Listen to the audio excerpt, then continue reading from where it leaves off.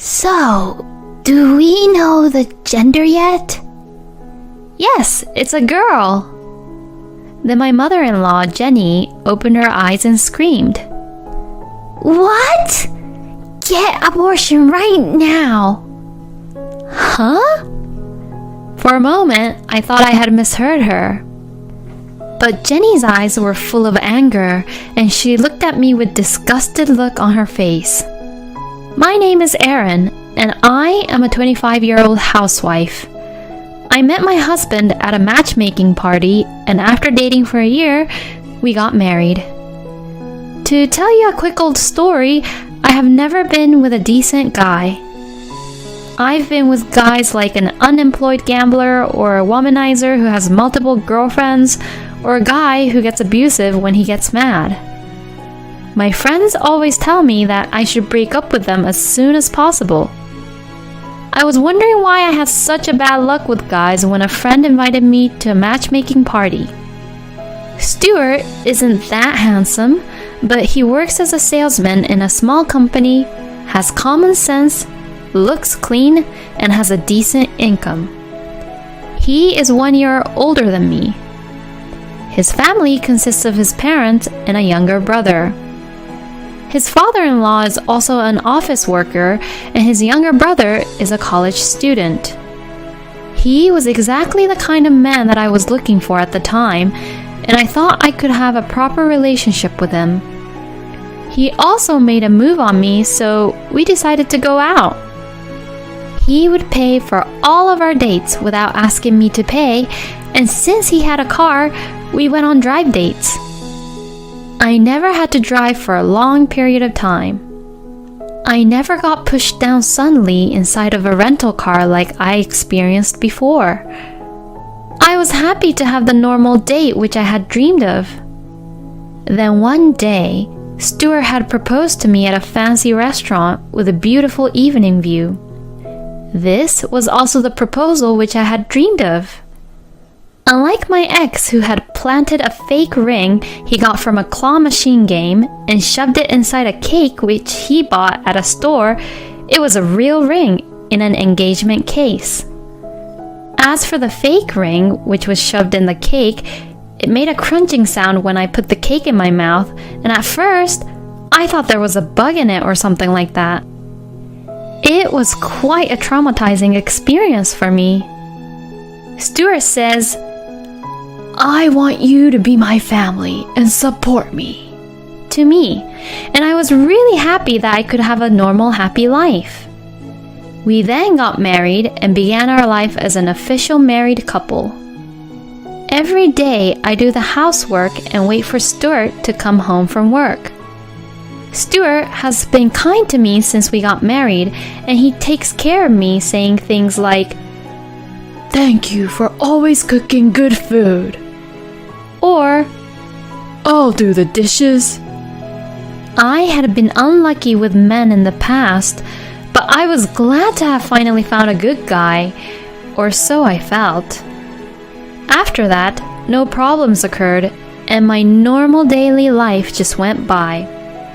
My friends, whom I would occasionally meet, would say, "Erin has really matured.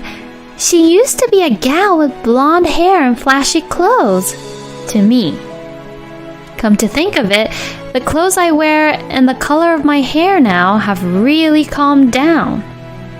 I no longer go to the clothing shop I used to go to and prefer simple, basic colors.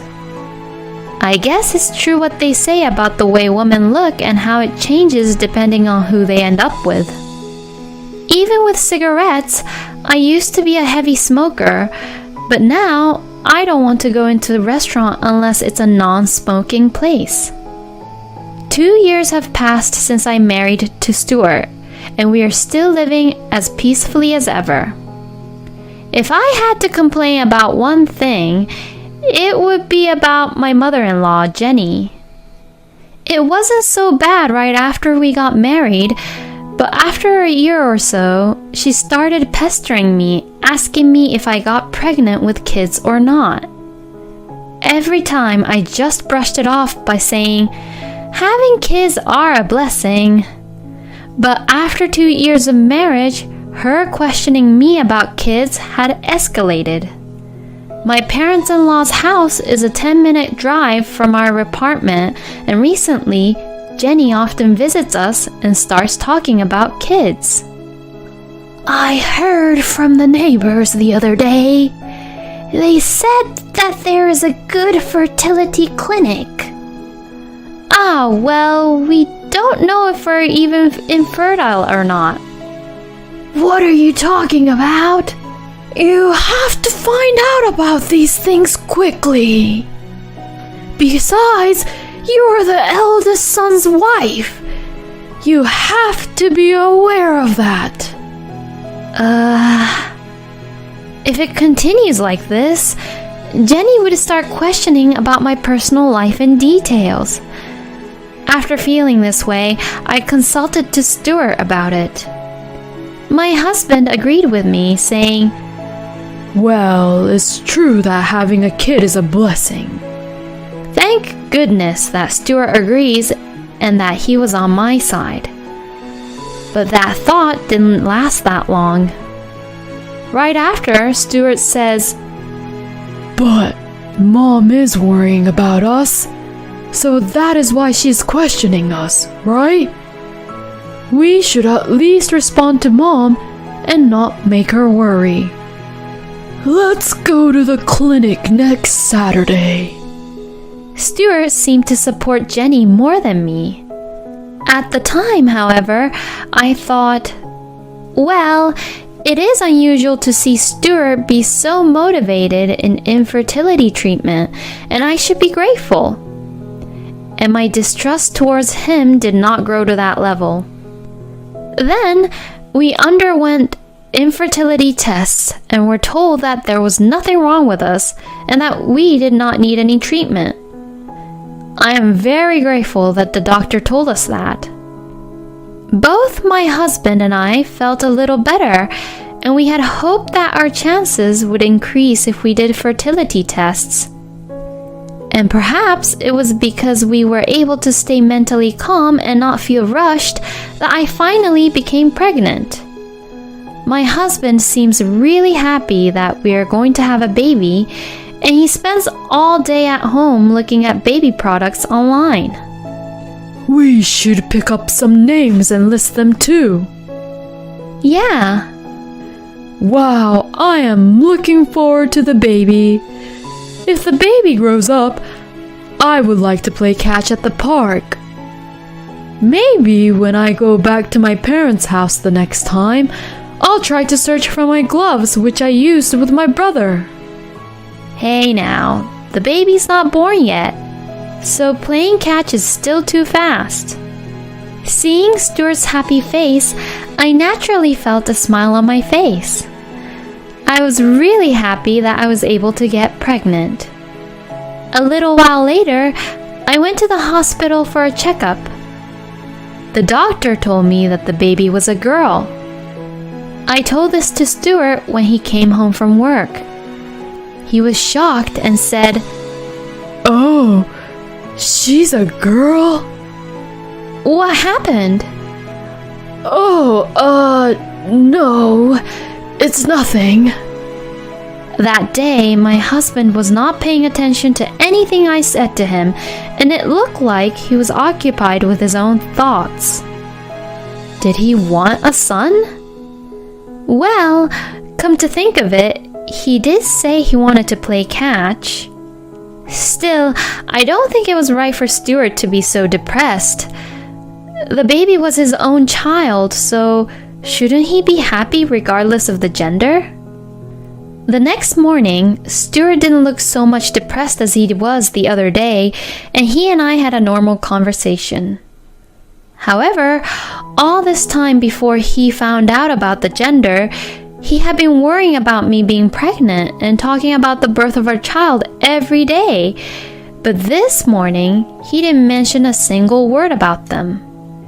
Jenny came to visit me as I was going about my day, thinking that I would hate it if Stuart continued to be uninterested in our own daughter. "Long time no see, Jenny." I heard that you got pregnant. Congratulations! Thank you. Jenny had just recently been hospitalized due to a broken leg for a little while. So she had heard that I got pregnant, but this was the first time we had met in person to talk about it. Oh, well done, Erin. Jenny was extremely pleased, and I was very relieved that she wouldn't be asking whether I got pregnant or not. So, do we know the gender yet? Yes, it's a girl. Then, my mother-in-law, Jenny, opened her eyes and screamed. What? Get abortion right now. Huh? For a moment, I thought I had misheard her. But Jenny's eyes were full of anger, and she looked at me with a disgusted look on her face. It was at this point that I realized that Jenny really wanted me to get abortion. What are you saying? In my family, the rule is that the eldest son's wife can only give birth to a boy. We don't want a girl. Get an abortion right now. No way! This is my child. You have no right whatsoever to decide such things, Jenny. Just get an abortion. We're going to the clinic right now. Stop it! Jenny was about to get pretty physical with me, so I hurriedly escorted her out of the front door and locked it. She slams the door with a bang, saying, "I'll be back," and left. That night, I immediately discussed this with Stuart. And Stuart replied, in which I was in shock to hear. Oh, so Mom did get angry, huh? I'm sorry, Erin, but you have to get abortion like what Mom says. What? It's our rule that the eldest son's wife can only give birth to a boy. I was absolutely mortified. Both Stuart and Jenny are crazy. It was disgusting that he could say such unethical things so calmly to me. I thought that if we began to fight, my baby might be harmed, so I said, I'll go to the clinic tomorrow, to make it look like I would go. The next morning, after seeing Stuart off for work, I hurriedly packed my bags and went back to my parents' house. My parents were surprised by my sudden arrival, but were outraged by my story. At the time, my childhood friend Jason was also there. Apparently, the old air conditioner in the house was acting up, so he had come to fix it for them. It had been a long time since we had seen each other, but I was so focused on my crappy situation that without even a proper greeting, we decided to discuss the divorce with Jason being there to hear the whole thing. For the time being, my parents and I agreed that I wouldn't return to that house, but would prepare the divorce papers and have Stuart come here to sign them. That evening, as expected, I received a non-stop phone call from Stuart, so I told him quickly what I wanted him to do and hung up immediately. Later that day, Stuart came to my parents' house with Jenny. The discussion between us began in the living room. I said, I can't stay married any longer to a person who asks me to abort the baby as soon as he finds out that she's a girl, and handed the divorce papers to Stuart. Then Stuart replies, Those are the rules of our family, and it is the duty of a wife to abide by our rules, since she is married into the family. I couldn't understand his point. Jenny, taking advantage of the situation, said threateningly, If you insist on not doing abortion, I'll make you have miscarriage. My parents were furious. An argument between my parents and Jenny began. And at that moment, Jason came out from the next room. Huh? Jason? Why? Did they ask you to fix something again? No, I was asked to wait there by your parents. Who is this guy? He's my childhood friend. Childhood friend? Go away. You're not family but an outsider.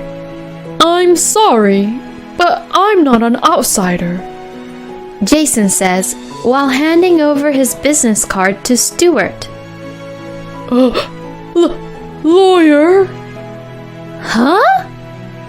I am to be present at this discussion as a lawyer. And as an FYI, I have asked Aaron's father to record all the conversations which was held earlier on a voice recorder. What you just said is a fine threat, ma'am. Huh? If Aaron continues to be in this marriage, you can definitely harm Aaron. No, that was, I got emotional and ended up. And that's completely dangerous. You never know what might happen. If Stuart still refuses to divorce, then let's fight it out over court. Well, I think it's definitely clear which side will have the advantage then. Stuart and Jenny turned completely pale. If you sign the divorce papers now, the amount you will have to pay will be kept to a minimum, you know? I'm only trying to proceed peacefully here. Stuart immediately took a pen and signed the divorce papers. Then he and Jenny left as if it looked like they were running away from something. We were finally able to get rid of these people without any incident. The frightened expressions on Stuart and Jenny's faces are so funny if I remember it now. I had no idea you were a lawyer, Jason. I was studying really hard, you know, especially when you were having a rough time. Oh, I have no memories from that period. My brain completely shuts down when it tries to remember it. After that, thanks to Jason's help, I was successfully divorced and received the child support and a little bit of alimony. This incident became known within Stuart's workplace, and people around him are giving him the cold shoulder, thinking that he's a bad person who wants his own wife to get abortion. The same thing happened to Jenny, and she lost all her trust from her neighbors. I heard that both of them spend their days feeling ashamed of themselves, but, well, they got what they deserved. A few months later, I gave birth to my daughter. My parents were very happy about the birth of their grandchild. Then, the day before I was about to leave the hospital, Jason came to see me. Oh, you came all the way out here. But I thought you were at work. I got out of the office saying I had an important meeting. Aaron, please marry me. What? I've been regretting it for a long time. I should have had the courage to confess my feelings to you way earlier. I have always loved you, Aaron, since we were kids. What? I don't want another man to take you away from me anymore. Marry me. Let's raise the child together. Jason. This was when I first realized that Jason was the only one who always stood by me and watched over me and accepted me for who I am. I thought this to myself, that if it is with Jason, I am sure that I will be fine, and this time we can build a happy family. With this in mind, I decided to marry Jason. Now, I'm living happily with Jason and our daughter.